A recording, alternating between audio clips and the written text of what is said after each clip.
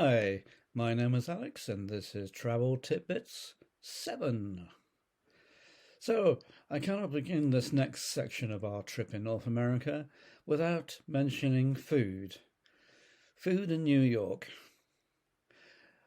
I did mention before that on our first day we'd been out into Times Square, and after a long flight we were somewhat hungry, but didn't want a large meal because, well, we figured we would be organized a little bit on our following days. So we went to this place called Harvey Johnson's, and we said to the hostess, "Oh, we're not that hungry.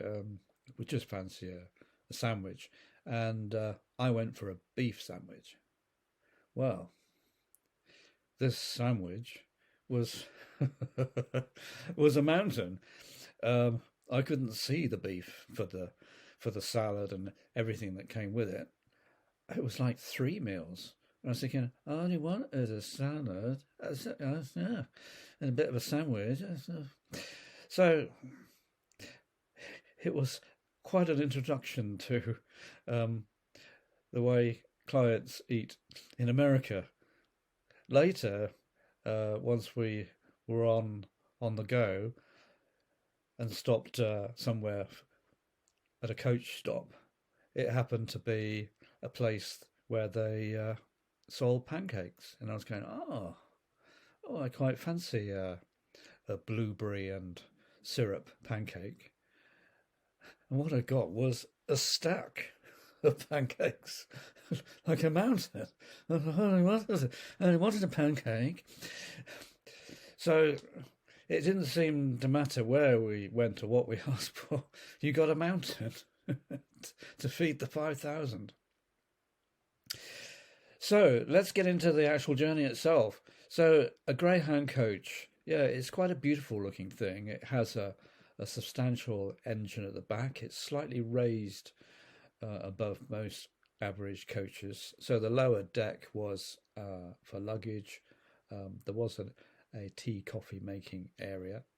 And the thing that was encouraged right away was that because there was going to be lots of travel days, mornings and afternoons, rather than the same people be at the front and the same at the back, that every time you got on and got off, everybody agreed to move back 2 seats on the right hand side of the coach and move forward 2 seats on the left hand side of the coach. So there was quite a lot of moving, so you get to see different views and you'd meet different passengers.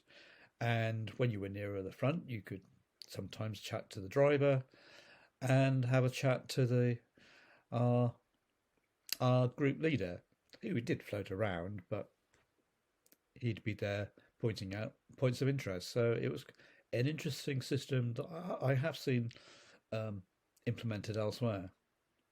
So our first point of interest out after New York was Boston, Massachusetts, home of where the Mayflower arrived in 1630.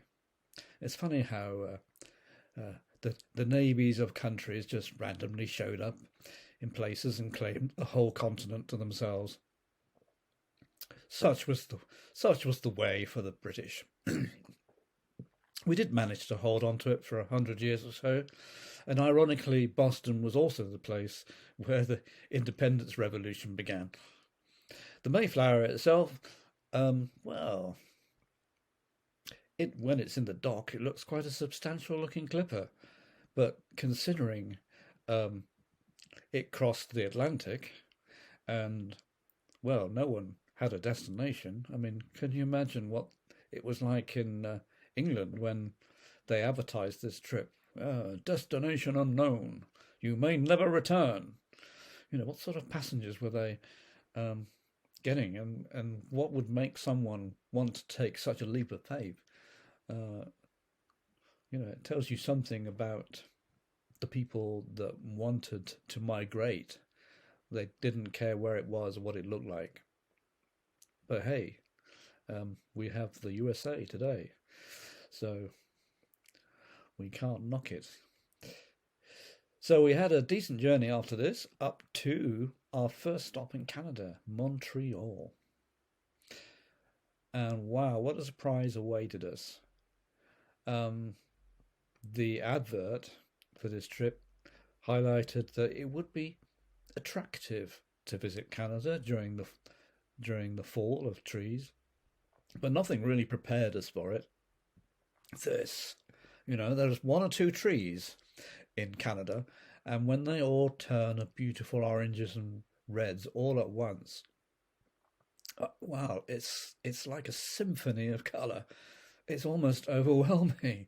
You don't know where to look. It is incredible. Um, and we went to one particular park and set up our bags on a local picnic bench. Now, I must remind you that back in those days, photography was not as easy as it is today. Well, no such thing as an iPhone and point and shoot. We had old style cameras, real film. I had to clip the back off the back and feed my camera this film, which sometimes stuck in its canister, and I had to feed it through. Having closed it, I had several choices. I had my normal lens on the front, and it had a universal fitting, and I could put other lenses on. My friend was really into it, and he brought with him three sets of lenses and a flash, and that was quite amusing because with us in the park were hundreds of squirrels. My goodness, they were so beautiful to look at, and they were incredibly curious. I mean, they came right up to us. They jumped on the picnic bench where we were. Beautiful, elongated body, like a sort of very smooth N, and like they were poised to take some action, and they looked incredibly. They just were wondering what we were doing, and a beautiful bushy tail as long as their bodies. There were hundreds of them. And they were watching what my friend was doing. He was getting his camera out, he was putting his film in, he was deciding which lens to use. Then he decided he needed a flash that needed batteries putting in. And then when you turn it on, it had to warm up, and it went meep as the thing warmed up and said it was ready. And then, well, I'd prepared myself before I got off the coach, and I was absolutely delighted to capture the moment that when my friend was ready. Yes, you know it. 1 second there was 100 squirrels, and the next there was none at all. It was a beautiful moment to capture on film.